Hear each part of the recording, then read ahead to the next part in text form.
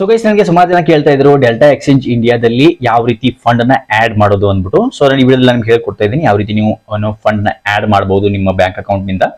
So ಇದರಲ್ಲಿ ಏನಿದೆ ಅಂತ ನಿಮ್ಮ ಅಕೌಂಟ್ ಓಪನ್ ಮಾಡ್ಕೊಂಡಾದ್ಮೇಲೆ ನೋಡಬಹುದು, ಅಕೌಂಟ್ ಎಲ್ಲ ರೆಡಿ ವೆರಿಫೈ ಆದ್ಮೇಲೆ ಈ ಆಡ್ ಫಂಡ್ಸ್ ಅಂತ ಕಾಣಿಸುತ್ತೆ, ನೋಡಬಹುದು ಮೇಲ್ಗಡೆ ನಿಮಗೆ ಆಡ್ ಫಂಡ್ಸ್ ಮೇಲೆ ನೀವು ಇಲ್ಲಿ ಕ್ಲಿಕ್ ಮಾಡಿ. ರೈಟ್. ಸೊ ಗೈಸ್, ನಿಮಗೆ ಮೊಬೈಲ್ ಅಲ್ಲೇ ತೋರಿಸ್ತೀನಿ ಯಾವ ರೀತಿ ಆಡ್ ಮಾಡಬಹುದು ನೀವು ಅಂದ್ಬಿಟ್ಟು.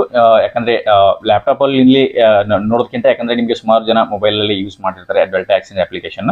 ಸೊ ಅದಕ್ಕೋಸ್ಕರ ಇಲ್ಲಿ ನೀವು ಅಕೌಂಟ್ ಓಪನ್ ಮಾಡ್ಕೊಂತೀರಾ, ಅಕೌಂಟ್ ಓಪನ್ ಮಾಡ್ಕೊಂಡು ವೆರಿಫೈ ಆದ್ಮೇಲೆ ಸೊ ಇಲ್ಲಿ ಆಡ್ ಫಂಡ್ ಅಂತ ಕಾಣಿಸ್ತದೆ ನೋಡಿ ನಿಮಗೆ ಕಾರ್ನರ್ ಅಲ್ಲಿ ಆಡ್ ಫಂಡ್ಸ್ ಇರುತ್ತಲ್ಲ, ಇದ್ರ ಮೇಲೆ ಕ್ಲಿಕ್ ಮಾಡಿ. ಸೊ ಇದ್ರ ಮೇಲೆ ಕ್ಲಿಕ್ ಮಾಡ್ತಿದ್ದಂಗೆ ನಿಮಗೆ ಇಲ್ಲಿ ಅಕೌಂಟ್ ನಂಬರ್ ಅಂದ್ರೆ add below account as a beneficiary ಅಂತ ಏನೇನು ತೋರಿಸುತ್ತೆ.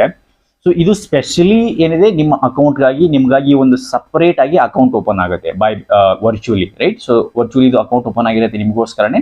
ಸೊ ಹಾಗಾಗಿ ಇಲ್ಲಿ ಅಕೌಂಟ್ ನಂಬರು, ಇಲ್ಲಿ ಕೆಳಗಡೆ IFSC ಕೋಡ್, ಆಮೇಲೆ ನಿಮ್ಮ ಹೆಸರು ಬೆನಿಫಿಷರಿ ನೇಮ್ ಅಂತ ಬರುತ್ತೆ, ಆಮೇಲೆ bank name equity small finance bank ಅಂತ ಬಂದು ಬರುತ್ತೆ, ಆಮೇಲೆ ಅಕೌಂಟ್ ಟೈಪ್ ಕರೆಂಟ್ ಅಂತ ಬರುತ್ತೆ. ರೈಟ್. ಸೊ ನೀವು ಇದನ್ನ ಏನ್ ಮಾಡಬೇಕು ಅಂತಂದ್ರೆ ಜಸ್ಟ್ ನಿಮ್ಮ ಅಕೌಂಟ್ ನಂಬರ್ ಏನಿದೆ ಇದನ್ನ ಕಾಪಿ ಮಾಡ್ಕೋಬಹುದು. ನೀವು ಇದ್ರ ಮುಂದೆ ಕ್ಲಿಕ್ ಮಾಡಿದ್ರೆ ಕಾಪಿ ಮಾಡ್ಕೋಬಹುದು.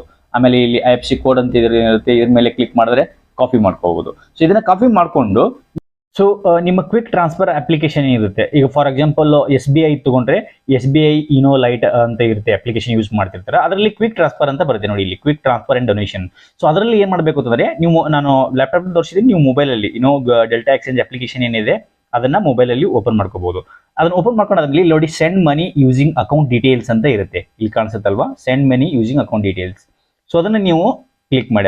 ಅದ್ರ ಮೇಲೆ ಕ್ಲಿಕ್ ಮಾಡ್ತಿದ್ದಂಗೆನೆ ಇಲ್ಲಿ ಬೆನಿಫಿಷರಿ ನೇಮ್ ಅಂತ ಇರುತ್ತೆ. ರೈಟ್. ಸೊ ಬೆನಿಫಿಷರಿ ನೇಮ್ ಅಂತ ಇದ್ದಾಗ ಇಲ್ಲಿ ಏನಿದೆ ಅಕೌಂಟ್ ನಿಮ್ಮ ಹೆಸರೇನಿರುತ್ತೆ ಅದನ್ನ ಬೆನಿಫಿಷರಿ ನೇಮ್ ಏನಿರುತ್ತೆ ಅದನ್ನ ಹಾಕಿ, ನಿಮ್ಮ ಹೆಸರು ಹಾಕಿ ಅದರಲ್ಲಿ.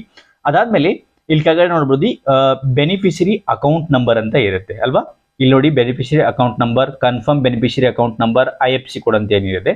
ಸೊ ಬೆನಿಫಿಷರಿ ಅಕೌಂಟ್ ದಲ್ಲಿ ನೀವು ಇಲ್ಲಿ ಅಕೌಂಟ್ ನಂಬರ್ ಅನ್ನ ಇರುತ್ತೆ, ಇದನ್ನ ಕಾಪಿ ಮಾಡ್ಕೊಳ್ಳಿ. ರೈಟ್. ಇದನ್ನ ಕಾಪಿ ಮಾಡ್ಕೊಂಡ್ಬಿಟ್ಟು ಈ ಒಂದು ನಿಮ್ಮ ಅಕೌಂಟ್ ಏನಿದೆ ಬೆನಿಫಿಷರಿ ಅಕೌಂಟ್ ನಂಬರ್ ಇದರಲ್ಲಿ ಹಾಕಿ, 2 ಸಾರಿ ಹಾಕಿ. ಅದಾದ್ಮೇಲೆ IFSC ಕೋಡ್ ಏನಿರುತ್ತೆ ಈ IFSC ಕೋಡ್. ರೈಟ್. ಸೊ ಇದೇ ಒಂದು IFSC ಕೋಡ್ ಏನಿರುತ್ತೆ ಕೆಳಗಡೆದು, ಈ IFSC ಕೋಡ್ ನ ನೀವು ಇದರಲ್ಲಿ ಹಾಕ್ಬೇಕಾಗತ್ತೆ ರೀ, ಬೆನಿಫಿಷರಿ IFSC ಕೋಡ್. ಸೊ ಇದರಲ್ಲಿ ಅಮೌಂಟ್ ಹಾಕಿ, ನೀವು ಎಷ್ಟು 10,000 ಹಾಕ್ತಾ ಇದ್ದೀರಾ, 20,000 ಹಾಕ್ತಾ ಇದ್ದೀರಾ, 10,000 ಹಾಕಿ 20,000 ಹಾಕಿ ನೋಡಿ ಆಗುತ್ತೆ ಇಲ್ವ ಅಂದ್ಬಿಟ್ಟು. ಇಲ್ಲ ಅಂತಂದ್ರೆ 50,000 ಒಳಗಡೆ 49,000 ಒಳಗಡೆ ಇದಕ್ಕೆ ಟ್ರಾನ್ಸ್ಫರ್ ಮಾಡ್ಬೋದು ಕ್ವಿಕ್ ಟ್ರಾನ್ಸ್ಫರ್ ಅಲ್ಲಿ. ಸೊ ಒಂದ್ ವೇಳೆ ಆಗಿಲ್ಲ ಅಂತಂದ್ರೆ 10,000 ನೀವು 2-3 ಸರಿ ಹಾಕ್ಬಹುದು. ಕ್ವಿಕ್ ಟ್ರಾನ್ಸ್ಫರ್ IMPS ಅಂತ ಇರುತ್ತೆ. UPI ಮಾಡಕ್ ಹೋಗ್ಬೇಡಿ, UPI ಮಾಡಿದ್ರೆ ನಿಮ್ದು ಇದರಲ್ಲಿ ಮನಿ ಟ್ರಾನ್ಸ್ಫರ್ ಆಗೋದಿಲ್ಲ. IMPS ಮಾಡಿದ್ರೆ ಕ್ವಿಕ್ ಟ್ರಾನ್ಸ್ಫರ್ ಆಗುತ್ತೆ. ಸೊ ಇದರಲ್ಲಿ ಡೀಟೇಲ್ಸ್ ಹಾಕಿ ಅಮೌಂಟ್ ಸುಮ್ಮನೆ ಏನಾದ್ರು ಅಮೌಂಟ್ ಹಾಕ್ಬಿಟ್ಟು, ಅಮೌಂಟ್ ಹಾಕಿ ಇಲ್ಲಿ ರಿಮಾರ್ಕ್ ಅಲ್ಲಿ ಏನೊಂದು ಹಾಕ್ಬಿಟ್ಟು ನೀವು ಈ ಕೆಳಗಡೆ ಸಬ್ಮಿಟ್ ಮೇಲೆ ಕ್ಲಿಕ್ ಮಾಡಿದ್ರೆ ನಿಮ್ಮ ಅಕೌಂಟ್ OTP ಬರುತ್ತೆ ನಿಮಗೆ. ಸೊ OTP ಸಬ್ಮಿಟ್ ಮಾಡಿ, OTP ಹಾಕಿ, ಆಮೇಲೆ ಕ್ವಿಕ್ ಆಗಿ ನಿಮ್ಗೆ ಏನಿದೆ ವಿತಿನ್ 2-3 ಅವರ್ಸ್ ಒಳಗಡೆ ನಿಮ್ಮ ಅಕೌಂಟು ನಿಮ್ಮ ಒಂದು ಫಂಡ್ ಆಡ್ ಏನಾಗುತ್ತೆ ಅದು ನಿಮ್ಮ ಅಕೌಂಟ್ ಡೆಲ್ಟಾ ಅಕೌಂಟ್ ಅಲ್ಲಿ ಬಂದ್ಬಿಡುತ್ತೆ ಗೈಸ್. ಓಕೆ.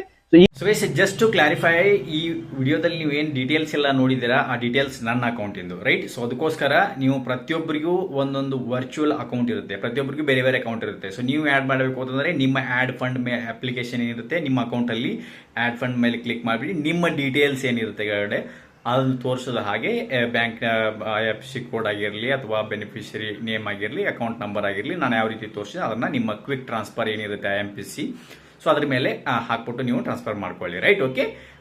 ಇನ್ನೊಂದು ಏನು ಅಂತಂದ್ರೆ UPI ಪೇಮೆಂಟ್ ಮಾಡಕ್ ಹೋಗ್ಬೇಡಿ, UPI ಇದರಲ್ಲಿ ಆಗೋದಿಲ್ಲ. IMPC ಏನಿರುತ್ತೆ ಕ್ವಿಕ್ ಟ್ರಾನ್ಸ್ಫರ್ ಅದರಿಂದನೇ ಮಾಡಿ. ಎಲ್ಲ ಬ್ಯಾಂಕಲ್ಲೂ ಇರುತ್ತೆ ಕ್ವಿಕ್ ಟ್ರಾನ್ಸ್ಫರ್ ಅಂತ ಇರುತ್ತೆ. ನೀವು SBI ತಗೊಳ್ಳಿ, ICICI, HDFC ಯಾವುದೇ ಆಗಿರಲಿ ಎಲ್ಲ ಅಪ್ಲಿಕೇಶನ್ ಅಲ್ಲೂ ಕ್ವಿಕ್ ಟ್ರಾನ್ಸ್ಫರ್ ಅಂತ ಇರುತ್ತೆ. ಕ್ವಿಕ್ ಅಂತ ಇರುತ್ತೆ, ಇಲ್ಲ IMPS ಅಂತ ಇರುತ್ತೆ, ಇನ್ಸ್ಟಂಟ್ ಟ್ರಾನ್ಸ್ಫರ್ ಮನಿ ಅಂದ್ಬಿಟ್ಟು. ಸೊ ಅದರಲ್ಲಿ ನೀವು ಆಡ್ ನ ಮಾಡಬಹುದು ಗೈಸ್. ಓಕೆ. ಇನ್ನು ಅಕೌಂಟ್ ಓಪನ್ ಮಾಡ್ಕೊಂಡಿಲ್ಲ ಅಂತಂದ್ರೆ ಅಕೌಂಟ್ ಓಪನ್ ಮಾಡ್ಕೊಳ್ಳೋಕೆ ನಿಮಗೆ ಡಿಸ್ಕ್ರಿಪ್ಷನ್ ಲಿಂಕ್ ಸಿಗುತ್ತೆ, ಆ ಲಿಂಕ್ ಮೇಲೆ ಕ್ಲಿಕ್ ಮಾಡಿ ಅಕೌಂಟ್ ಕೂಡ ಓಪನ್ ಮಾಡ್ಕೊಳ್ಳಿ.